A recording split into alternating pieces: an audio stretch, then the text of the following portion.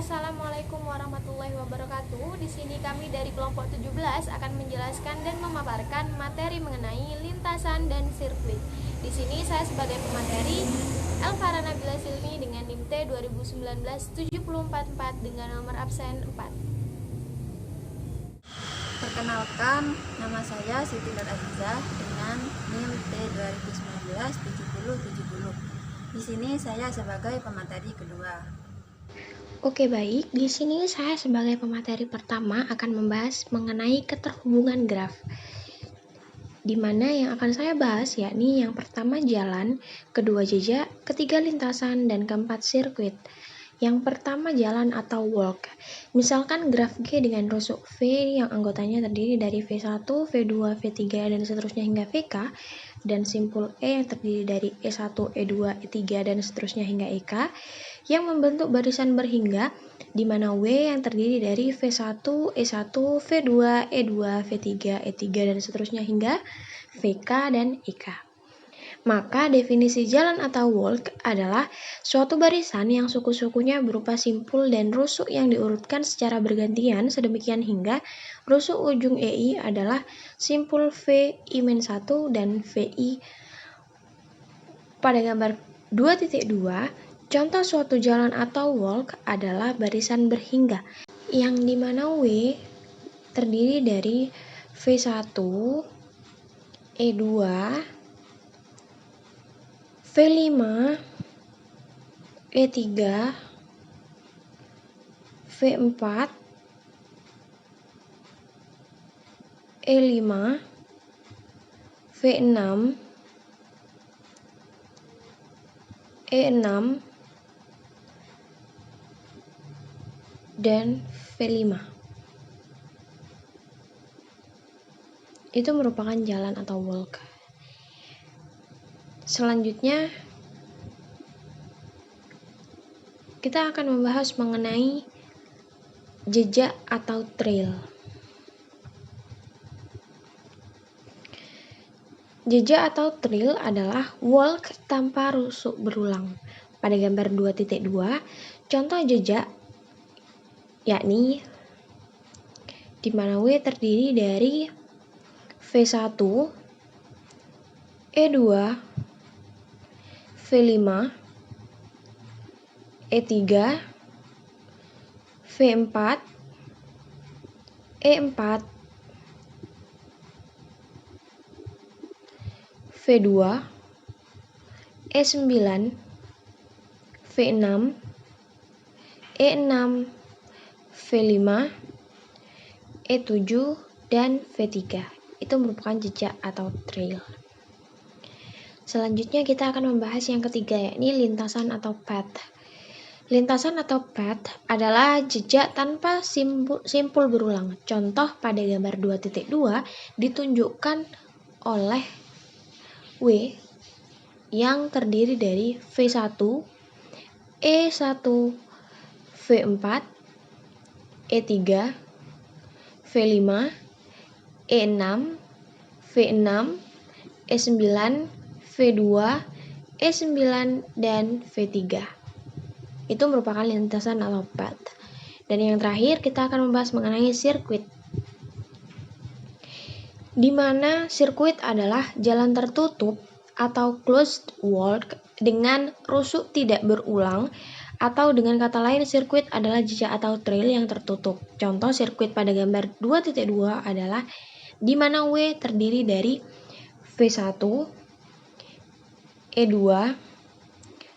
V5, E6, V6, E9, V2, E9, V3, E7, V5, E3, V4, E1, dan V1. Nah, itu merupakan dari sirkuit. Sekian penjelasan dari saya, kurang lebihnya mohon maaf. Selanjutnya akan dibahas oleh pemateri berikutnya. Terima kasih. Di sini saya sebagai pemateri kedua akan menjelaskan yang pertama yaitu lintasan Euler. Lintasan Euler ialah lintasan yang melalui masing-masing sisi di dalam graf tepat satu kali. Jadi setiap sisi di dalam graf dilewati semua, tapi hanya satu kali saja. Contohnya ini ya. Pada gambar graf A, lintasan Euler bisa dimulai dari simpul 3, 1, kedua, ketiga, keempat, dan ke-1. Nah, ini kan setiap sisi dilewati satu kali. Maka ini bisa disebut lintasan Euler. Begitu juga dengan graf B. Bisa kita mulai dari simpul 1, kedua, 3, 5, 1, 3, 6, 2, 4, 6, dan 5. Nah, ini sama dilewati satu kali semua setiap sisinya, maka disebut lintasan Euler. Selanjutnya yaitu sirkuit Euler. Sirkuit Euler ialah lintasan yang melewati masing-masing sisi tepat satu kali, dan lintasan tersebut kembali ke simpul asal, membentuk lintasan tertutup. Jadi sirkuit Euler ialah sirkuit yang melewati masing-masing sisi tepat satu kali. Nah, seperti lintasan Euler tadi. Nah, karena ini sirkuit, maka kembali ke titik asalnya. Contoh ini ya, pada gambar graf A. Sirkuit Euler pada gambar A dimulai dari simpul 1. Nah, karena dimulai dari simpul 1, nanti kembalinya ke simpul 1 lagi. Ya, dari simpul 1 ke 2, 3, 4, 7. Ini kelupaan ya, gak ada panahnya. Setelah 7 ini 3, 5, 2, 6, 5, 7, 6, lalu ke 1 lagi. Untuk simpulnya dilewati lebih dari satu kali tidak apa-apa, yang penting sisinya tetap satu kali. Selanjutnya, graf Euler. Graf yang mempunyai sirkuit Euler disebut graf Euler, sedangkan graf yang mempunyai lintasan Euler dinamakan graf semi Euler. Teorema 8.3 menyatakan graf terhubung tidak berarah G adalah graf Euler jika dan hanya jika setiap simpul berderajat genap. Teorema 8.4, graf terhubung tidak berarah G memiliki lintasan Euler jika dan hanya jika graf tersebut memiliki dua buah simpul berderajat ganjil. Teorema 8.5 yang pertama yaitu menyatakan graf berarah G memiliki sirkuit Euler jika dan hanya jika G terhubung dan setiap simpul memiliki derajat masuk dan derajat keluar yang sama. Yang kedua yaitu G memiliki lintasan Euler jika dan hanya jika G terhubung dan setiap simpul memiliki derajat masuk dan derajat keluar yang sama, kecuali dua simpul. Yang pertama yaitu memiliki derajat keluar satu lebih besar dari derajat masuknya, dan yang kedua memiliki derajat masuk lebih besar dari derajat keluarnya. Langsung ke contoh. Nah, ini tadi di teorema disebutkan. Untuk yang pertama, teorema pertama ini dikatakan graf Euler jika setiap simpul derajat genap. Ini ya berarti ya, contoh yang A. Nah, dikatakan graf Euler jika semua simpul berderajat genap. Bisa dilihat dari gambar, semua simpul yang ada pada graf ini berderajat genap semua. Dan teorema yang kedua ini menyatakan graf terhubung tidak berarah memiliki lintasan Euler jika dan hanya jika graf tersebut memiliki dua buah simpul berderajat ganjil. Nah, contoh yang kedua ini. Dua simpul yang berderajat ganjil pada graf ini yaitu simpul D dan simpul B. Yang selanjutnya, sirkuit Euler. Graf berarah G memiliki sirkuit Euler jika dan hanya jika G terhubung dan setiap simpul memiliki derajat masuk dan derajat keluar yang sama. Dan yang B mengatakan semua ini ya contohnya langsung. Ini dikatakan Euler. Graf berarah Euler jika semua derajatnya genap kecuali dua simpul ganjil. Yang satunya memiliki derajat keluar lebih besar, satu lebih besar dari derajat masuknya, yang dimaksud ini D pada gambar ini, dan yang kedua memiliki derajat masuk satu lebih besar dari derajat keluarnya. Yang dimaksud pada gambar ini yaitu simpul B. Nah, untuk yang C, gambar C ini graf berarah bukan Euler dan semi Euler. Karena apa? Karena tidak memenuhi teorema yang sudah disebutkan sebelumnya. Yang selanjutnya yaitu lintasan Hamilton. Lintasan Hamilton ialah lintasan yang melalui tiap simpul di dalam graf tepat satu kali. Kalau Euler tadi tiap sisi, kalau Hamilton yaitu tiap simpulnya. Maaf. Nah, untuk contohnya ini ya. Lintasan Hamilton. Lintasan pertama bisa dimulai dari simpul 1. Gambar aja ya. Dari simpul 1 ke 2, 3, 4. Udah. Kan setiap simpulnya udah dilewati semua ini, maka bisa disebut lintasan Hamilton.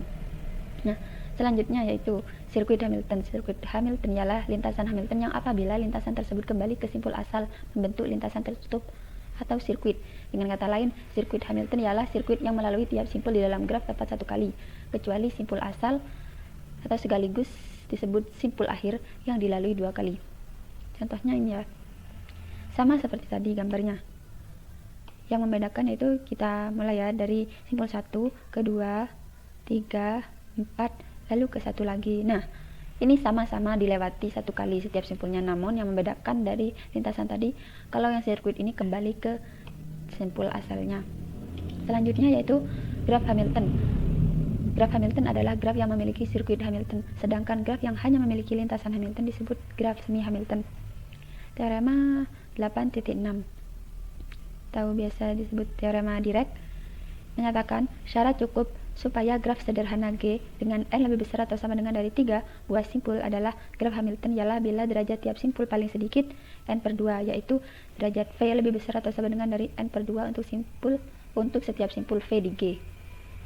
Ya, bisa kita lihat di gambar. Nah, ini kan gambar yang pertama, n sama dengan 3, ada 3 simpul dengan titik simpul memiliki derajat 2 semua simpulnya. Nah, untuk dimasukkan ke teorema ini, kan derajat V derajatnya 2, sedangkan n/2, n-nya 3/2 yaitu 1,5, jadi masih lebih besar derajatnya, maka bisa dikatakan graf Hamilton. Begitu juga dengan gambar nomor 2. Untuk yang gambar nomor 3, mengapa di sini tertulis tidak memenuhi teorema? Karena ini kan n-nya 5, simpulnya ada 5, sedangkan derajatnya kan 2. Jadi 5/2 kan 2,5, lebih besar daripada derajatnya, maka tidak disebut tidak memenuhi teorema. Selanjutnya yaitu teorema 8.7 atau disebut teorema Ure. Jika G adalah graf sederhana dengan n buah simpul n lebih besar atau sama dengan 3, sedemikian sehingga derajat V plus derajat U lebih besar atau sama dengan dari n untuk setiap pasang simpul tidak bertetangga U dan V, maka G adalah graf Hamilton. Ya, saya mengambil sebuah graf, dan ini simpul U, ini simpul V, karena di teorema dijelaskan tidak bertetangga, maka saya pisahkan. Nah, langsung dimasukkan n-nya kan 5, terus derajat U ada 3, derajat V ada 3 juga, maka dijumlah ada 6.